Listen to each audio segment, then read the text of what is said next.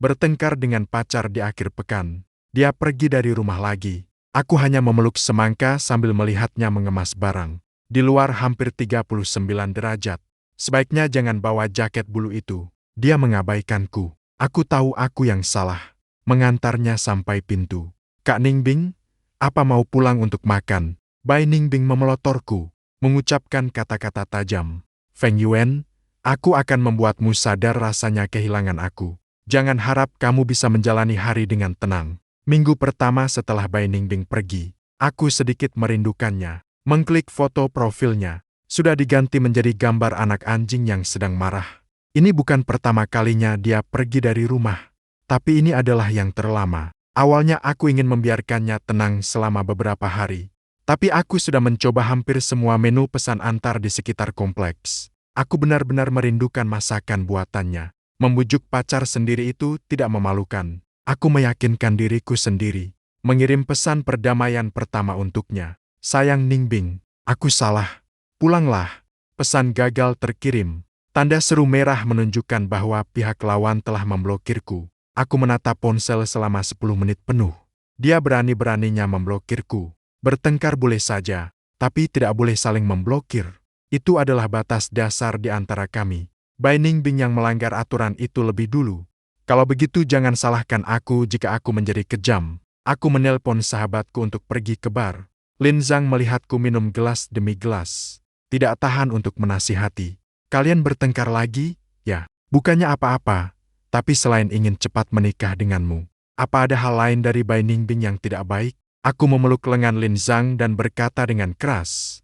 Bicara soal menikah saja sudah membuatku kesal. Aku sudah berkencan dengannya selama 6 tahun. Sudah sering sekali bertengkar. Tapi ini pertama kalinya dia memblokirku. Aku, dengan sikapnya yang seperti itu, jangan harap. Lin Zhang sudah terbiasa dengan hal ini. Dia menepuk punggungku. Oke, kalau tidak mau menikah ya sudah tidak usah. Paling buruk tinggal cari pengganti saja. Aku langsung merangkulnya. Hehe, tidak salah lagi. Kau memang sahabat terbaikku. Apa itu Bai Ningbing? Bai seperti anjing. Biarkan saja dia makan kotoran. Tiba-tiba, aku mendengar suara gelas pecah dari meja di sebelah. Malam ini aku minum terlalu banyak. Aku menarik Lin Zhang dan ingin memesan 18 model wanita. Dia bersikeras tidak setuju, dan berusaha keras menghentikanku.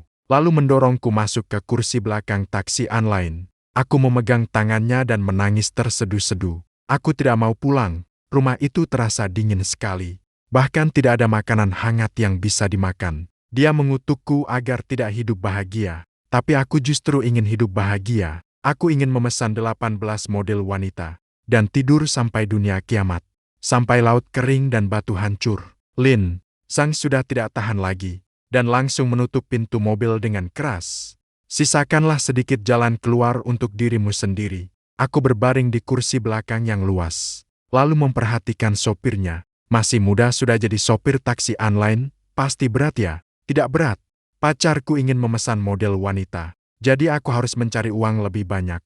Suara sopirnya rendah dan terdengar cukup bagus. Sayangnya, dia juga budak cinta. Aku mendekat, bersandar pada sandaran kursi. Melihat wajah sampingnya. Di balik maskernya, alis dan matanya terlihat tajam dan cantik. Tangannya yang memegang setir terlihat putih dan ramping. Urat-urat muda sedikit menonjol. Warna cat kukunya juga bagus. Aku merasa tidak adil untuknya. Punya pacar sebaik ini. Jangan pergi memesan model wanita. Pacarmu benar-benar tidak berguna. Aku sarankan jangan terlalu mencintainya. Menjadi budak cinta tidak akan berakhir baik. Sopir itu menoleh menatapku. Tatapannya dalam. Dulu dia yang mengejarku. Setelah mendapatkan, dia tidak lagi menghargai. Pengalamannya agak mirip dengan pengalamanku. Bai Ningbing adalah siswi teladan yang aku kejar selama setengah semester baru bisa kudapatkan. Kami sudah bersama selama 6 tahun. Begitu lulus, dia ingin segera menikah. Aku merasa sangat terganggu. Dari pertengkaran hingga perang dingin, kami sudah bertengkar sekitar 800 kali karena masalah ini. Tapi Bai Ningbing sangat kaya. Dia tidak mungkin menjadi sopir taksi online. Bai Ningbing punya rasa kepemilikan yang sangat kuat. Dia lebih tidak mungkin mencari uang, menyuruhku memesan model wanita. Pengalaman yang mirip namun kehidupan yang berbeda. Sebagai orang yang sudah berpengalaman, aku menghibur sang sopir. buah pahit pun tetaplah buah. Terkadang kau juga harus mengintrospeksi dirimu sendiri. Apakah dia mencari model wanita karena kau kurang memberikan sensasi? Mobil itu mengerem mendadak. Aku mengusap dahi yang sakit karena terbentur. Dengan nada bicara yang tidak ramah. Bukan maksudku bicara begitu, Pak Sopir. Tapi kemampuan menyetirmu buruk sekali. Dia melepas sabuk pengaman, datang ke kursi belakang, dan langsung menarikku ke dalam pelukannya. Kurang memberikan sensasi, ya, 18 model wanita, Feng Yuan. Kau sudah hebat sekali sekarang, ya. Aku melepas maskernya, melihat wajah itu dengan jelas. Seketika rasa mabukku hampir hilang sepenuhnya. Bai Ningbing, kau sakit jiwa, ya. Sebelum kata-kataku selesai, dia menunduk dan menciumku. Sambil mencium dengan lembut, dia menggenggam tanganku dan meletakkannya di dadanya. Kau bilang aku terlalu kaku? Apa tempat parkir ini sudah cukup menantang? Apa bermain peran sudah cukup menantang? Apa Bai Ningbing sudah gila? Ini kan tempat parkir. Aku mengulurkan tangan untuk menahan lehernya, menghentikannya dari melakukan langkah selanjutnya. Kau yang terlalu mabuk atau aku yang terlalu mabuk?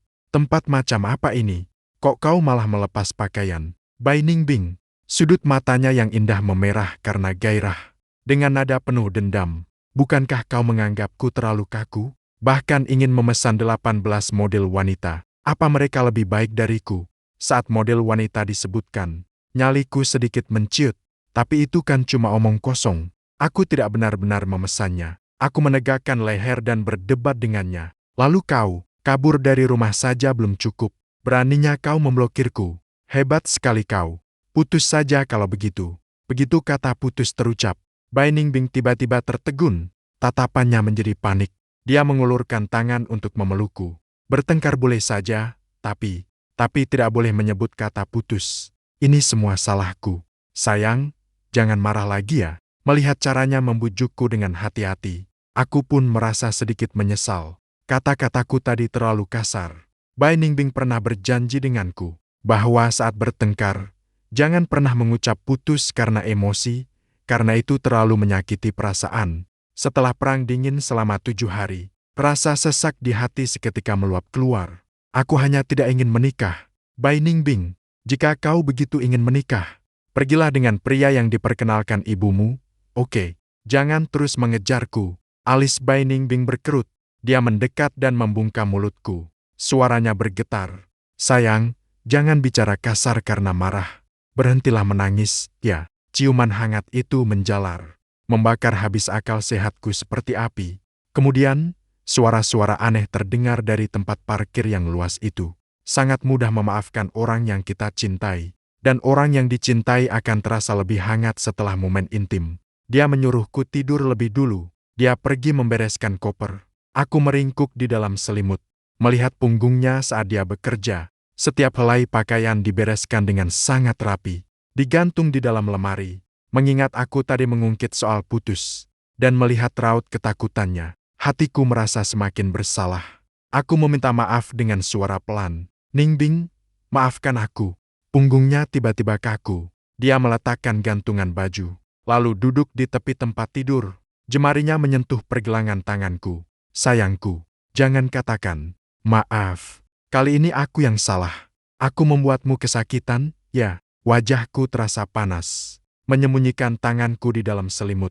Bekas merah melingkar di sana adalah akibat dia mengikatnya dengan stocking. Sedikit rasa bersalah yang baru saja aku bangun langsung hilang begitu saja karena dia. Aku dan Bai Ningbing sudah berpacaran selama 6 tahun. Setiap kali kami bertengkar, dialah yang selalu membujukku. Terakhir kali dia pergi dari rumah karena aku menolak lamarannya. Dia menyewa kamar di hotel di seberang kompleks perumahan. Menangis sendirian sepanjang malam. Aku mengiriminya stiker minta peluk. Keesokan paginya, dia langsung kembali. Tangannya membawa bahan makanan segar yang dibeli dari pasar. Setelah aku menceritakan hal ini kepada Lin Zhang, dia tertawa terbahak-bahak. Dia bilang tidak menyangka Bai Ningbing yang terlihat dingin dari luar ternyata begitu sangat ingin menikah. Kontras sekali. Aku menggelengkan kepala dengan pasrah. Dia tahu itu. Jika aku membawa Bai Ningbing pulang ke rumah, ibuku pasti akan langsung menyuruhku menikahinya dan meminta mahar dengan harga selangit, akan mendapat keuntungan besar. Bai Ningbing yang budak cinta ini pasti akan memenuhi semua syarat ibuku. Aku tidak ingin cinta kami tercemar oleh kebiasaan buruk pernikahan. Ibuku boleh meminta uang dariku, tapi tidak boleh memintanya dari dia, karena aku juga seorang budak cinta. Bai Ningbing adalah orang yang aku kejar. Dia adalah milikku. Pertengkaran kali ini juga karena masalah pernikahan. Orang tua Bai Ningbing mengenalkannya pada seorang pria, dan memintanya untuk pergi bertemu pria itu. Dia menolak pria itu tepat di hadapanku. Ibunya bertanya di telepon kapan dia berencana untuk menikah. Bai Ningbing menatapku. Tatapannya penuh dengan keinginan.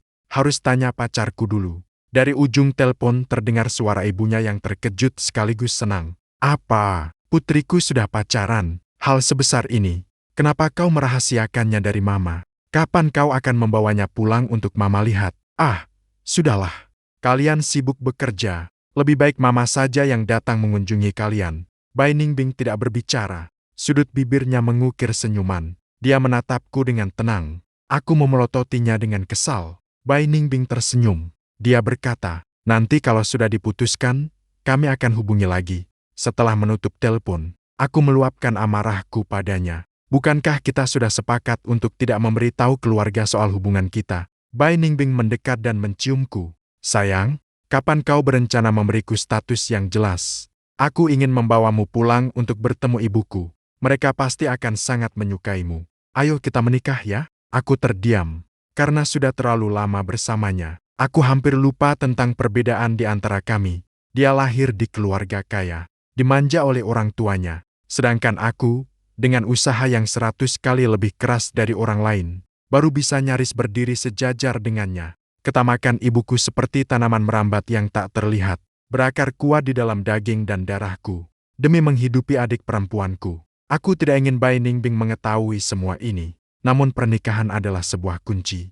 Dia akan membuka semua rahasiaku. Aku menghindari ciumannya. Dengan nada bicara yang buruk, aku berkata, nanti saja. Aku masih belum memikirkannya sekarang. Senyum Bai Ningbing membeku. Setelah beberapa saat, dia baru bertanya kepada Feng Yuan. Apakah aku sebegitu tidak pantasnya untukmu? Suaranya sangat pelan, seolah jika aku mengiyakannya, detik berikutnya dia akan menangis.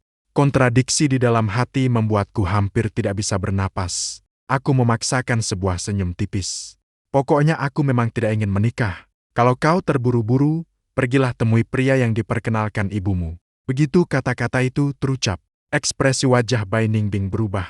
Dia menatapku.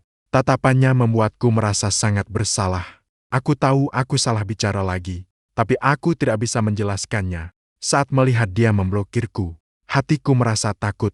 Aku belum siap untuk ditinggalkan olehnya. Aku menangis terseduh-seduh sambil memeluk Lin Zhang di bar. Setiap kalimatku menyalahkan Bai Ningbing, tapi hanya aku yang tahu bahwa aku sedang merindukannya. Aku adalah pengecut yang egois, tidak bisa memberikan apa yang dia inginkan, namun masih ingin memilikinya. Setelah badai pertengkaran itu, Bai Ningbing berubah. Dia lebih sering lembur. Setiap hari sangat sibuk. Lin Zhang memperingatkanku untuk waspada jika dia punya orang lain di luar sana. Aku berpikir, tadi malam dia masih menginginkanku 2 kali. Dengan frekuensi seperti ini, kemungkinan ada orang lain itu kecil. Namun kata-kata Lin Zhang seperti duri yang tertancap di hatiku. Saat Bai Ningbing menemaniku menonton film, dia juga sibuk membalas pesan. Saat memasak, ponselnya pun dibawa ke dapur. Setiap kali itu terjadi, duri itu seolah menusukku. Akhirnya suatu hari aku tidak tahan lagi. Apakah perusahaanmu sedang sangat sibuk belakangan ini? Bai Ningbing, dia sedang minum sup. Mendengar itu, dia mendongak dan melirikku. Dia bergumam mengiyakan. Memang agak sibuk. Proyek baru-baru saja dimulai, jadi harus dipantau dengan ketat. Jawaban ini tidak memiliki satu pun kesalahan. Aku menutup mulutku dengan canggung. Setelah makan, aku berinisiatif menawarkan diri untuk mencuci piring. Dia mengangkat alisnya dengan heran. Sayang, ini adalah bentuk perhatian padaku. Aku tertawa kecil. Kamu yang masak, aku yang cuci piring, sangat adil. Lagi pula, bukankah kamu sangat sibuk belakangan ini? Membantumu sedikit, sudah seharusnya. Senyum mengembang di wajah Bai Ningbing. Penurut sekali. Aku akan berusaha menyelesaikannya lebih cepat. Nanti malam akan ada hadiah untukmu. Malam harinya, aku membawa piring buah ke ruang kerja untuk mencarinya. Bai Ningbing mengenakan kacamata tanpa bingkai. Cahaya komputer terpantul di wajahnya yang serius. Terlihat dingin namun seksi. "Ningbing baby, makanlah buah sedikit." Bai Ningbing menoleh dan tersenyum tipis. "Sayang, ada apa denganmu hari ini? Kamu begitu penurut sampai aku jadi tidak ingin bekerja." Wajahku terasa panas. "Hehe, tapi bekerja harus tetap fokus. Anu, apakah ponselmu perlu diisi dayanya? Aku lihat kamu sibuk terus. Bagaimana kalau aku bantu bawakan ke kamar untuk diisi dayanya?" Bai Ningbing mengangkat pandangannya. Matanya penuh dengan senyuman. Dia sengaja memanjangkan nada bicaranya untuk menggodaku. "Sayang ingin melihat ponselku." Sambil berkata begitu, dia mengambil ponsel yang terbalik di atas meja dengan satu tangan dan menyerahkannya padaku. Diperiksa oleh Sayang. Bahagianya, niat kecilku begitu saja langsung terbongkar olehnya. Aku merasa sangat malu sampai ingin mengubur diri. Dia memberikannya dengan begitu santai. Aku malah jadi merasa tidak enak untuk melihatnya. Aku memalingkan wajah. "Siapa juga yang mau melihat ponselmu? Kita sudah sepakat untuk tidak mengintip privasi satu sama lain. Aku bukan orang yang seperti itu. Benar-benar tidak mau lihat. Benar-benar tidak mau." Dia tertawa kecil. "Tadinya aku khawatir akan ketahuan olehmu. Sepertinya aku terlalu banyak berpikir." Aku segera melotot ke arahnya. "Apa yang tidak boleh ketahuan olehku?" Bai Ningbing mengangkat ponselnya. Bunyi klik terdengar. Dia memutar layar ponsel itu untuk memperlihatkannya padaku. Di sana ada foto aku yang sedang mengernyitkan dahi. Dengan ekspresi galak, ini adalah wajah imut suamiku saat sedang cemburu. Aku harus menyimpannya. Dasar otak cinta yang menyebalkan. Selain aku, siapa lagi yang mau? Sudah terverifikasi. Bai Ningbing tidak bermasalah. Seluruh energinya selain untuk bekerja, semuanya tercurah padaku. Malam harinya, aku berbaring di pelukannya. Aku bertanya padanya dengan siapa dia sering mengobrol belakangan ini. Dia membuka riwayat obrolan. "Ibuku bilang dia sangat ingin datang mengunjungimu." Aku seketika menjadi gugup. "Lalu apa jawabanmu?" Dia tertawa kecil. Aku bilang, menantunya terlalu pemalu. Jadi merasa tidak enak. Bertemu calon ibu mertua. Aku diam-diam menghela napas lega. Untung saja dia tidak setuju. Bai Ningbing bertanya lagi apakah aku mau mengirimkan foto agar ibunya bisa melihatku terlebih dahulu. Sambil berkata begitu, dia membuka album foto. Dia memilih dengan serius. Isinya hampir semuanya adalah fotoku. "Kira-kira foto yang mana yang bagus ya?" Aku segera menarik tangannya. "Jangan dikirim. Aku belum siap." Bai Ningbing menggoda Feng Yuan. "Dulu saat mengejarku, wajahmu bahkan tidak memerah sedikit pun. Kenapa sekarang jadi semakin penakut?" Aku berbisik pelan. "Itu kan berbeda." Bai Ningbing tersenyum pasrah. Aku menolaknya. "Jangan khawatir. Kalau kamu tidak suka, aku tidak akan memaksamu. Tidurlah. Selamat malam." Bai Ningbing mendaratkan kecupan di keningku. Lalu dia menyusup ke dalam pelukanku. Aku mendengarkan suara napasnya yang teratur. Rasa kantukku hilang sepenuhnya. Bai Ningbing dulu tidak seperti ini. Di sekolah kami, dia terkenal dengan citra dewa belajar yang dingin. Sedangkan aku, si kutu buku palsu ini, sejak dia pindah ke sini, aku tidak pernah lagi menjadi peringkat pertama. Hari saat dia pindah, aku baru saja terbangun dari tidur singkatku di atas meja. Dia berjalan melewati jendela. Angin sepoi-sepoi. Sinar matahari yang terasa pas. Sosok Bai Ningbing tepat sekali menghujam jantungku. Setelah sekali lagi mendapatkan peringkat kedua, aku memberanikan diri untuk menyapa Bai Ningbing. "Kak Ningbing, berikanlah tips belajarmu. Jangan paksa aku berlutut memohon padamu." Tatapan Bai Ningbing tampak terkejut. Dia memperhatikanku untuk beberapa saat.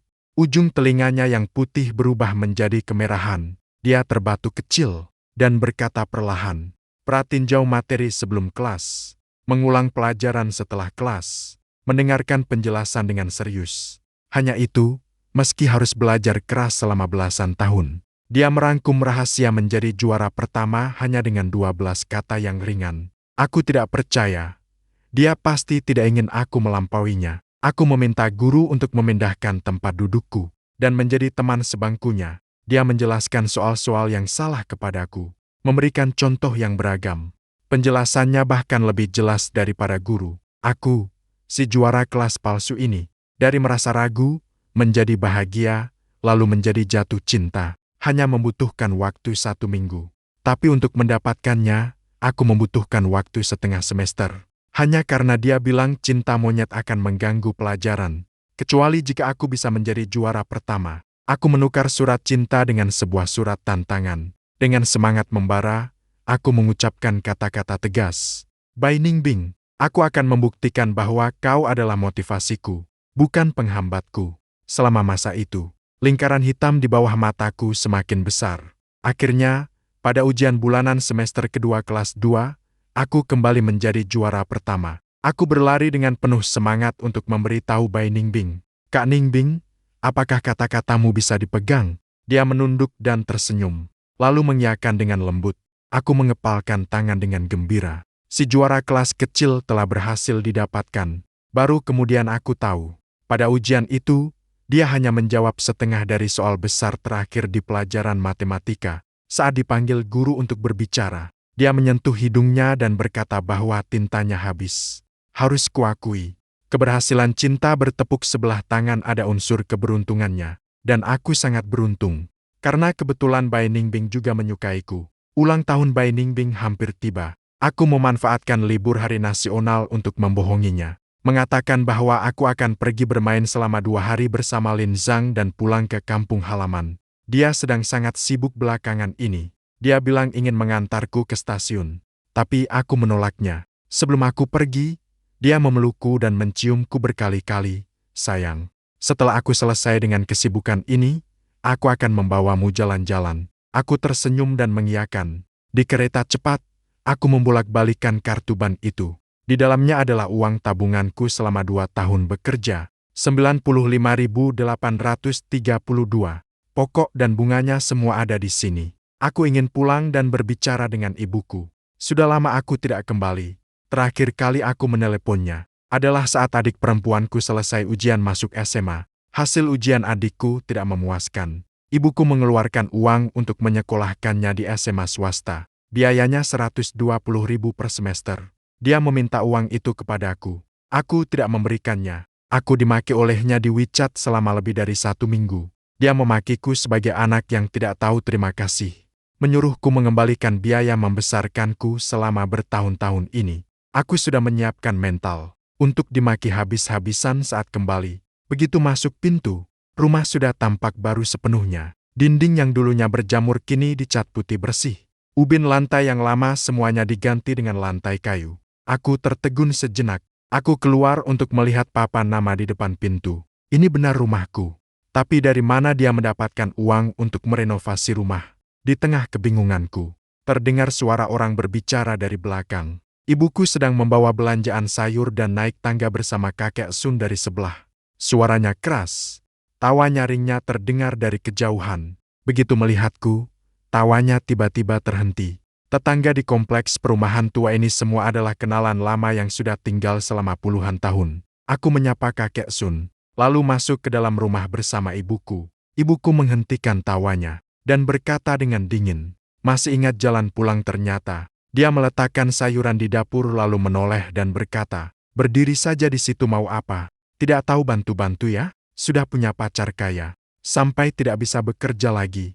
Hatiku terasa dingin. Aku menggulung lengan baju dan masuk ke dapur. Sepertinya tidak peduli berapapun usiaku. Sekali ibuku membentak, selalu bisa membuatku merasa kecil di hadapannya. Aku mendengar suaraku sendiri terdengar kaku.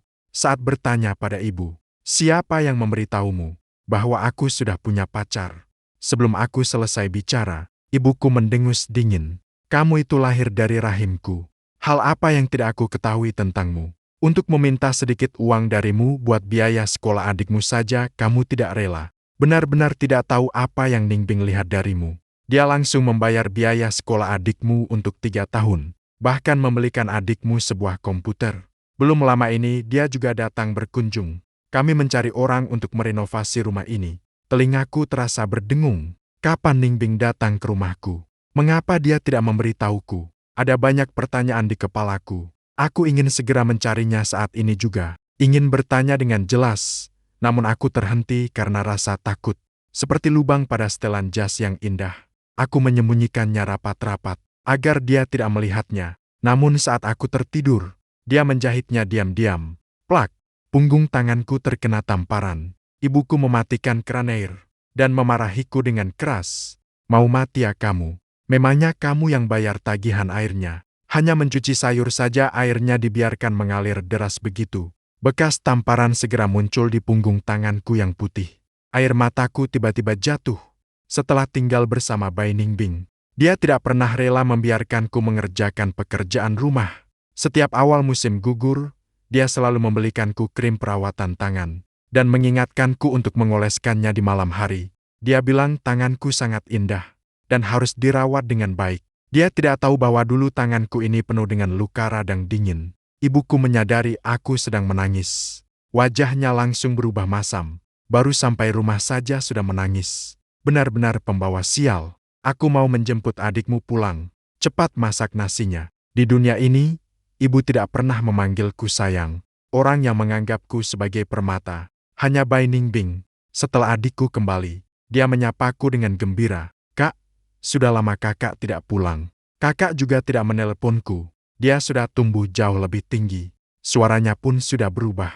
Setelah selesai makan, aku masuk ke kamarnya dan melihat sebuah komputer baru di atas meja tulis. Aku bertanya padanya, Feng Wanru, siapa yang membelikanmu komputer ini?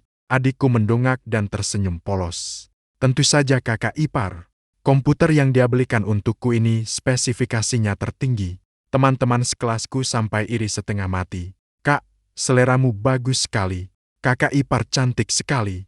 Seperti model wanita. Aku memotong perkataannya dengan suara dingin. Feng Wanru, kapan dia datang ke sini? Adikku berpikir sejenak, lalu menyebutkan sebuah tanggal. Tepat pada hari ketiga setelah kami bertengkar. Dan dia pergi meninggalkan rumah.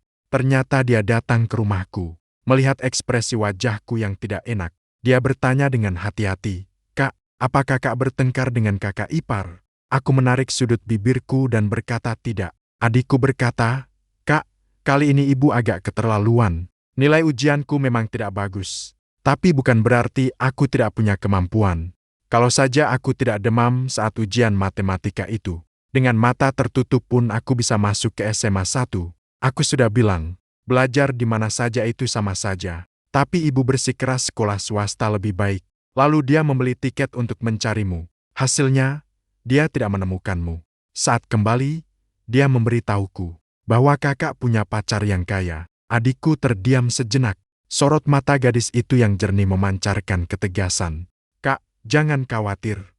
Uang sekolah yang diberikan kakak ipar. Nanti setelah aku bekerja dan punya uang, aku pasti akan mengembalikannya. Aku menatap adikku. Dalam lamunanku, gadis kecil yang dulu mengikutiku sambil ingusan. Sepertinya telah tumbuh dewasa dalam semalam. Untungnya, adikku tetaplah adikku. Tidak berubah menjadi orang asing. Aku menepuk bahunya, lalu tersenyum. Baiklah, kedepannya kalau kurang sesuatu, bilang saja padaku. Adikku terkekeh. Kamu dan kakak ipar benar-benar mengatakan hal yang sama. Aku tertawa kecil, mengingatkannya untuk belajar dengan giat, lalu keluar dari kamar. Ibuku sedang duduk di sofa sambil merajut sweater. Setiap awal musim gugur, dia selalu merajutkan sweater untuk adikku. Benang kasmir murni itu terasa ringan, lembut, dan hangat saat disentuh. Sedangkan aku selalu memakai jaket katun hitam. Kapas di dalamnya selalu menggumpal setiap kali selesai dicuci. Pilih kasihnya ibu terasa sangat menusuk di musim dingin. Dia seperti jaket katunku yang tidak hangat namun berat itu. Tidak cukup hangat, namun tidak tega untuk dibuang. Aku berjalan mendekat, lalu meletakkan kartu itu di atas meja kopi. Bu, kartu ini adalah tabunganku. Ada sesuatu yang ingin kukatakan padamu. Sebelum aku selesai bicara, ibuku menyambar kartu bank itu dengan cepat. Ada berapa banyak uang di dalam sini? 120.000. Sudut bibirnya tertarik. Sepertinya dia sangat tidak puas dengan angka tersebut. Sudah kuduga, selama beberapa tahun ini kamu masih menyimpan uang rahasia. Aku dan adikmu menjalani hidup susah di kompleks kumuh ini. Sementara kamu makan enak dan hidup mewah di kota besar. Untuk apa kamu menggunakan uang ini? Asalkan kamu bisa membuat Ningbing senang. Uang sebanyak apapun pasti akan diberikan. Hatiku terasa seperti berlubang. Kata-kata ibu seperti angin dingin yang membawa salju. Terus-menerus menusuk masuk ke dalam tubuhku. Aku mendengar suaraku sendiri terdengar dingin dan kaku. Bu, jangan bawa-bawa Bai Ningbing dalam urusan keluarga kita. Ibuku mendongak dengan senyum mengejek. Kenapa? karena dia menghabiskan sedikit uang. Kamu jadi merasa kasihan padanya. Dia sudah tidur dengan putraku selama bertahun-tahun. Apa itu gratis?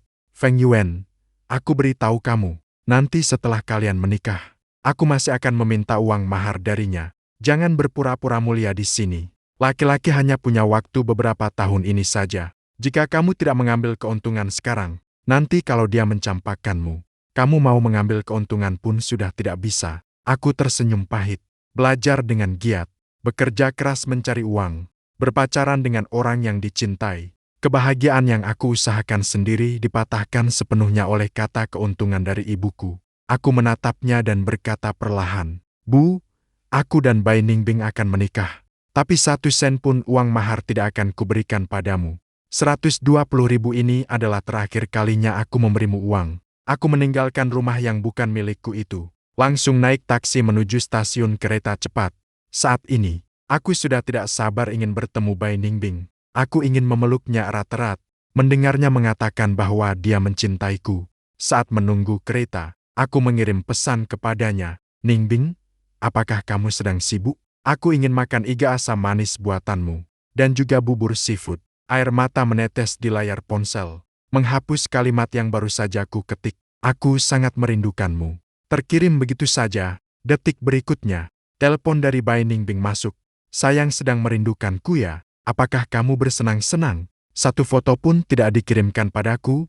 Kapan kamu pulang?" Begitu suara manja Bai Ningbing terdengar, aku segera menutup mulutku. "Ada apa?" Aku menarik napas dalam-dalam, menenangkan perasaan. Tapi air mata ini tidak bisa berhenti mengalir.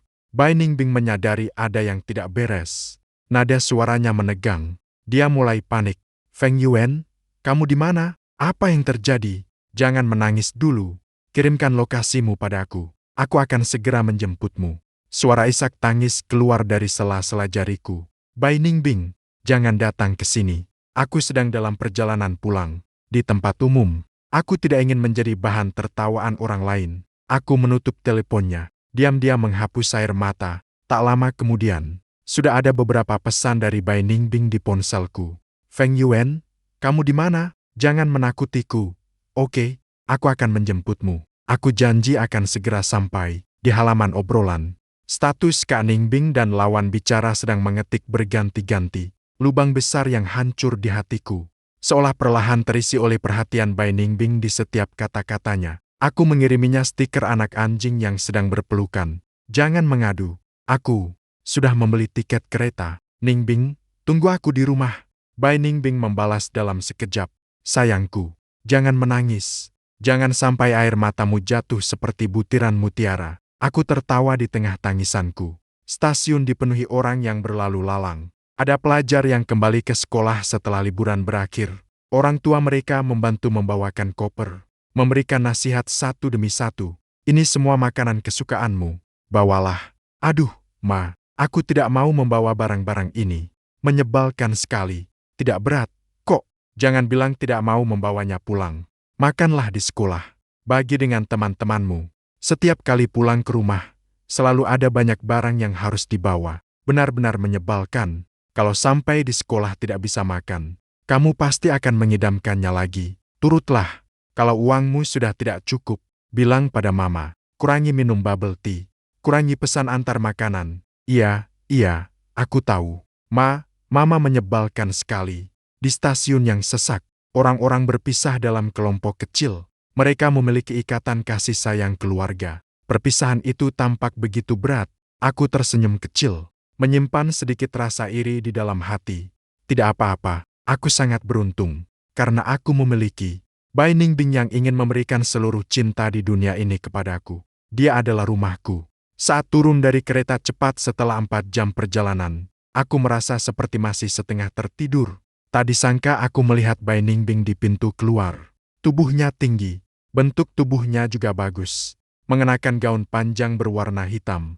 Di tangannya memegang payung peneduh berwarna merah muda. Terlihat sangat menonjol di tengah kerumunan. Dia mengernyitkan dahi sambil menatap lorong pejalan kaki. Mencari sosokku. Begitu melihatku, raut wajahnya seketika mengendur seperti angin sepoi-sepoi. Sinar matahari sedang terik-teriknya. Sosok Bai Ningbing tepat berada di depan mataku. Sama seperti saat dia membuatku jatuh cinta dulu. Aku berlari kecil, tanpa memedulikan tatapan orang lain. Aku memeluk lehernya, dan mencium pipinya. Ningbing, aku sangat merindukanmu. Bai Ningbing tersenyum sambil menghindar. Jangan mencium dulu, ada keringat. Dalam perjalanan pulang, dia membuka payungnya, melindungiku dari terik matahari musim gugur. Aku bertanya bagaimana dia tahu aku naik kereta ini. Dia melirikku. Aku bertanya pada Feng Wanru. Aku sengaja memasang wajah ketus. Bagus ya, aku baru saja ingin membuat perhitungan denganmu. Siapa yang menyuruhmu diam-diam pergi ke rumahku, bahkan membelikannya komputer semahal itu, dan membayarkan biaya sekolahnya juga? Apa dia putrimu? Bai Ningbing mengulurkan tangan dan mencubit pipiku. Sayangku marah sampai pipinya menggembung seperti ikan buntal. Terakhir kali bibi datang mencarimu, dan kebetulan aku bertemu dengannya. Jadi aku hanya bertanya beberapa hal. Itu semua hal kecil, yang penting sudah terselesaikan. Aku tidak memberitahumu karena tidak ingin membuatmu khawatir lagi. Aku menundukkan kepala sambil mengorek kuku. Perasaan getir memenuhi hatiku. Dia menggenggam tanganku, dan meremasnya pelan. Apa yang sedang kau pikirkan? Aku menarik sudut bibirku dan tersenyum. Namun suaraku masih terdengar rendah. Tidak ada apa-apa, hanya merasa kau begitu baik. Aku merasa sedikit tidak pantas untukmu. Bai Ningbing membungkuk dan mencium bibirku. Kau sangat baik, bahkan lebih baik dari yang kau bayangkan. Bertemu denganmu adalah keberuntunganku. Aku kaku dan membosankan. Sejak kecil tidak ada orang yang sedekat ini denganku sepertimu. Jadi akulah yang tidak bisa meninggalkanmu. Kau tidak perlu khawatir. Hidungku terasa perih dan aku ingin menangis lagi. Dia memelukku dalam dekapannya, sambil menepuk-nepuk punggungku. Simpan air matamu. Ayo kita pulang. Malam harinya, aku akhirnya mengerti apa maksudnya dengan simpan air matamu. Aku menjambak rambutnya, memegang erat Bai Ningbing. Sudah cukup, dia mengangkat kepalanya. Mata hitamnya tampak basah, sama seperti bibirnya. Apakah penampilanku cukup bagus? Aku tidak ingin dia melanjutkan, jadi aku mengangguk terburu-buru. Bagus, bagus, bagus. Bisakah kau angkat ini? Aku tidak terbiasa seperti ini. Bai Ningbing menegakkan tubuhnya. Tidak apa-apa, kita punya banyak waktu untuk membiasakannya perlahan. Sehari sebelum ulang tahun Bai Ningbing, aku dan Lin Zhang pergi jalan-jalan ke mall. Kami berdua membawa teh susu, berkeliling dari lantai 1 sampai lantai 4. Lalu turun kembali dari lantai 4. Tidak ada satupun hadiah yang terpilih. Tapi perut kami malah kenyang. Lin Zhang benar-benar sudah tidak sanggup jalan lagi. Saat melewati sebuah toko baju pengantin, Lin Zhang menghentikan langkahnya, menatap setelan jas dan gaun pengantin di etalase. Feng Yuan, soal memberi hadiah, harus sesuai dengan keinginan orangnya. Apa yang paling diinginkan bos baimu itu? Kau tahu, kan? Dia mengerlingkan matanya padaku. Aku tahu betul. Lin Zhang berkata lagi. Bukankah kau bilang bibimu sudah tahu tentang hubungan kalian? Lagi pula, uangnya sudah kau berikan. Penjelasannya juga sudah jelas. Apalagi yang kau khawatirkan? Cepatlah putuskan. Cahaya lampu yang terang menyinari manekin di etalase. Gaun pengantin dengan hiasan mutiara, memancarkan kilau yang lembut. Terbayang di benakku tatapan Bai Ningbing saat melamarku waktu itu. Gugup, penuh harap, matanya berkaca-kaca, indah seperti mutiara. Hatiku sedikit tergerak. Dengan ragu aku menjawab, baiklah. Keesokan paginya, aku dan Bai Ningbing pergi bekerja bersama. Setelah dia mengantarku sampai di bawah gedung kantor, aku berpesan padanya, Ningbing baby, jangan lembur terlalu malam hari ini. Pulanglah lebih awal ya. Dia tersenyum dan berkata, baik. Malam ini kakak akan masak makanan enak untukmu. Setelah mobilnya pergi, aku segera menghubungi Lin Zhang. Hari ini aku mengambil cuti 1 hari. Jadwalku sangat padat. Pertama-tama pergi ke toko kue untuk memesan kue. Setelah semua urusan itu selesai, Lin Zhang pulang bersamaku, membantuku mencoba setelan jas. Aku duduk di depan cermin melihatnya membantuku menata rambut. Aku tidak bisa tidak merasa sedikit gugup. Apakah Lin Zhang tidak terlalu berlebihan? Ini kan bukan pernikahan sungguhan. Dia melirikku dengan tajam. Hanya dengan begini kau bisa memikat hati bos baimu itu. Biarkan dia melihat betapa kau menghargainya. Biarkan dia tahu bahwa kau bukan lagi orang yang ketakutan saat bicara soal pernikahan. Hingga membuatnya marah dan pergi dari rumah. Feng Yuan yang tinggal di hotel. Aku tertawa karena leluconnya. Setelah semuanya siap, Lin Zhang memperhatikanku, tersenyum puas dan berkata, sempurna. Aku bertaruh saat Bai Ningbing pulang. Melihatmu, dia akan langsung menangis terseduh-seduh. Membayangkannya saja sudah terasa seru. Besok beritahu aku hasilnya ya. Setelah aku mengantar Lin Zhang pergi, aku duduk sendirian di rumah menunggu Bai Ningbing pulang. Gugup sekaligus berharap. Aku ingin mengirim pesan kepadanya, menanyakan sudah sampai di mana. Tapi aku takut akan membongkar rahasianya. Lampu di dalam rumahku matikan semua. Hanya lampu kecil di ruang depan yang menyala. Aku mendengar suara dari luar pintu. Dengan cepat aku menyesuaikan posisi berdiriku. Terdengar bunyi bip.